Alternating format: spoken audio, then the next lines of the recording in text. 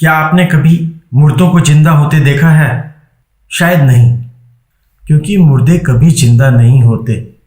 पर दोस्तों, मैं आपको एक ऐसे शहर ले जाना चाहता हूं जहां मुर्दों को जिंदा किया जाता है, पर ऐसे नहीं जैसे आप सोच रहे हैं। इस शहर के गरीब कलाकार पूरे भारत में मरे हुए जानवरों की हड्डी और सींग इकट्ठा करते हैं और फिर उसमें जान भर देते हैं अपने हुनर से, अपनी कला से, और उनकी कलाकृतियां देखकर ऐसा लगता है जैसे जिंदा हो उठी है। दिल्ली से करीब 150 किलोमीटर दूर उत्तर प्रदेश राज्य के जिला संभल में बसे इस शहर का नाम है सराय तरी। संभल पर लिखी ऐतिहासिक किताब तारीख संभल के लेखक मौलाना अब्दुल मुईद बताते हैं कि संभल का इतिहास 6000 वर्ष पुराना है। इसका पुराना नाम था शंभुवाल्य। इसका मतलब है the land of Lord Shiva, जो कालांतर में अपभ्रंश होकर संभल हो गया। लगभग 800 वर्ष पूर्व संभल हिंदुस्तान का एक बहुत बड़ा ट्रेडिंग टाउन था। यहां पर 52 सराय थी, यानी कि धर्मशाला। खासतौर पर वो उन ट्रेडर्स के लिए बनाई गई थी जो अपना माल इधर से उधर ले जाने के लिए आया करते थे और संभल में रात गुजारा करते थे।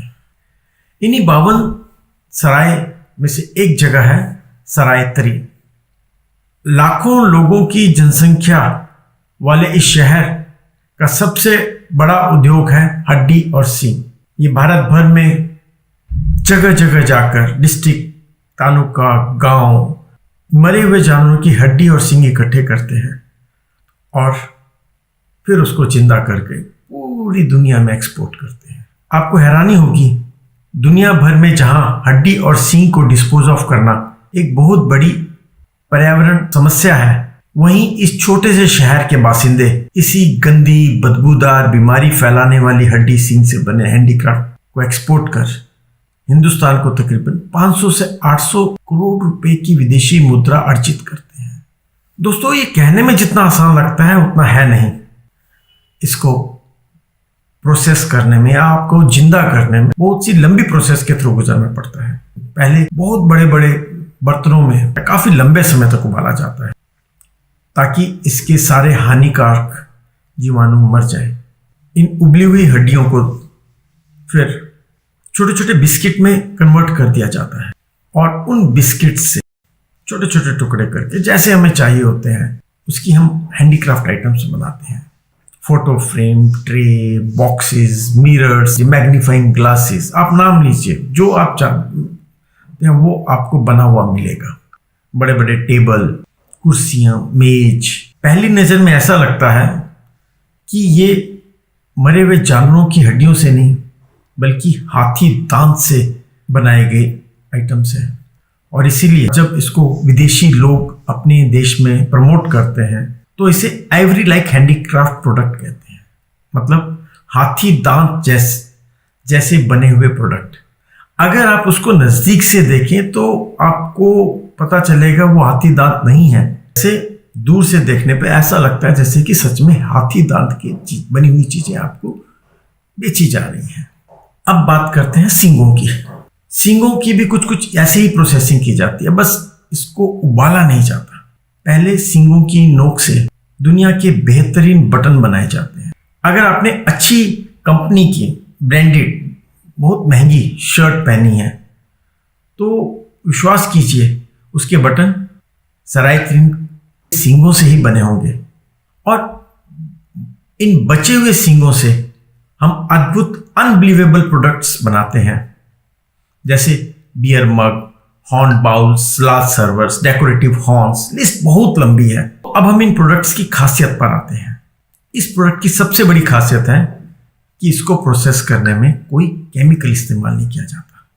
जब हम इसको प्रोसेस करते हैं तो पानी में उबाल, अगर हम उसके ज़्यादा साफ करना है तो हम हाइड्रोजन पेरोक्साइड यूज करते हैं, H2O2, जो कि हानिकारक नहीं होता। और इनको जोड़ने के लिए हम फेविकोल यूज करते हैं। कभी कभी डिजाइन देने के लिए हम रेजिन यूज करते हैं। और हाँ, इसको एमरी सेंडिंग करने के लिए, और इसको जब हम सेंडिंग करते हैं तो उसके लिए हम नॉर्मल सैंड यूज करते हैं, और पॉलिश करने के लिए अगर हम कोई चीज यूज करते हैं तो वह है साबुन। तो ये कहा जा सकता है कि वेस्ट टू वेल्थ का ये सबसे अच्छा उदाहरण है। आपने बदबूदार चीजें ली जो बीमारी फैला रही है, आपने उसको प्रोसेस किया, प्रोसेस करके आपने अपने देश को फॉरेन एक्सचेंज अर्न करके दिया। दोस्तों, अब हम इसकी दूसरी खासियत पे आते हैं। इसकी दूसरी सबसे बड़ी खासियत है कि इसमें जो भी सामान बचता है वो कचरा नहीं होता, वो भी किसी न किसी काम आता है। एग्जाम्पल लेते हैं, हड्डी को उबालकर जब हम फैट निकालते हैं तो वो सोप इंडस्ट्री में ऊंचे दामों पर बेचा जाता है। हड्डी का जो बुरादा निकलता है उसको हम शुगर फैक्ट्रीज में बेचते हैं, अच्छे दामों पर बेचते हैं, और क्योंकि वो प्रोसेस किया हुआ, साफ किया हुआ, विदाउट एनी बैक्टीरिया पैथोजन का हड्डी है, तो काफी ऊंचे दामों पर शुगर फैक्ट्रीज उसको खरीद लेती हैं। अब आते हैं सींग की वेस्ट को लेकर। हैरानी की बात है कि सींग की वेस्ट या सींग का बुरादा या सींग का जो भी बचा हुआ पोर्शन है वो दुनिया की सबसे उम्दा खाद है। लोग कहते हैं हॉर्न के वेस्ट से बनी हुई ऑर्गेनिक खाद से अच्छा कोई और प्रोडक्ट मार्केट में अवेलेबल नहीं है, और यही कारण है जितने भी हॉर्टिकल्चर वाले या ऑर्गेनिक प्रोडक्ट बनाने वाले इसी रॉ हॉर्न के प्रोडक्ट को बहुत महंगे दामों पर खरीद लेते हैं। विश्वास कीजिए, इसकी डिमांड इतनी है कि सराय तरीन के कारीगर चाहकर भी इसको पूरा नहीं कर पाते। और इस इंडस्ट्री की तीसरी और अंतिम बात कि ये इंडस्ट्री हजारों परिवारों को रोजगार देती है। आपको हैरानी होगी, आज सराय तरीन संबल डिस्ट्रिक्ट का सबसे अमीर कस्बों में से एक है, और इसका श्रेय जाता है हॉर्न एंड बोन इंडस्ट्री को। यहां तक कि अगर आप गूगल में सर्च करेंगे तो संबल को हड्डी और सींग की नगरी कहा जाता है। हिंदुस्तान का, अब हम दूसरे पहलू पे आते हैं, हिंदुस्तान का शायद यह एक इकलौता कस्बा होगा जो गंद फैलाने वाले बदबूदार कचरे को प्रोसेस करके अपने देश को 500 से 800 करोड़ रुपए की विदेशी मुद्रा कमा करके देता है। पर आज विडंबना यह है कि वह कस्बा जो पिछले 60-70 सालों से देश को बहुमूल्य विदेशी मुद्रा कमा करके दे रहा है, वो अपने सबसे बुरे दौर से गुजर रहा है। इस कारोबार से जुड़े लोग जो कचरे को बहुमूल्य हैंडीक्राफ्ट में बदल देते हैं, आज कुछ लोग जो स्वयं को गौरक्षक कहते हैं वो इन लोगों को प्रताड़ित कर रहे हैं। दोस्तों, होता ऐसा है कि पूरे देश भर में जितने भी जानवर मरते हैं उनकी हड्डियां और सींग गांव के बाहर या कस्बों के बाहर एक जगह इकट्ठी कर दी जाती है। हड्डी और सींग से जुड़े कारोबारी गांव-गांव जाकर, शहर-शहर जाकर इस कचरे को खरीदते हैं और इनको ट्रक में भरकर संभल में ले जाया जाता है। जाहिर है, जब इनको ट्रकों में भर करके लाया जाता है तो इन मरे हुए जानवरों की हड्डियों में से बेइंतहाशा बदबू आती है, और इसी वजह से शुरू होती है इनकी परेशानियां। जब यह बेचारे दूर दूर के राज्यों से इन बदबूदार हड्डी सींगों को लाते हैं तो रास्ते में कुछ गौरक्षक इनको कैटल स्मगलर समझकर हमला कर देते हैं, और पिछले 5 सालों में यह घटनाएं काफी बढ़ी हैं, यहां तक कि कुछ लोगों पे जानलेवा हमला भी हुआ। और अब हालत यह है कि ज्यादातर लोगों ने इस काम को या तो बंद कर दिया है या फिर काफी कम कर दिया है, और इसी से समस्याएं खड़ी हो गई हैं हड्डी और सींग के कारोबार को लेकर। पहली प्रॉब्लम, क्योंकि गांव या कस्बों से मरे हुए जानवरों की हड्डी उठाई नहीं जा रही, तो वहाँ का वेस्ट बढ़ता जा रहा है और आने वाले समय में ये गांव के पर्यावरण को बहुत गंभीर चुनौतियां देगा। दूसरी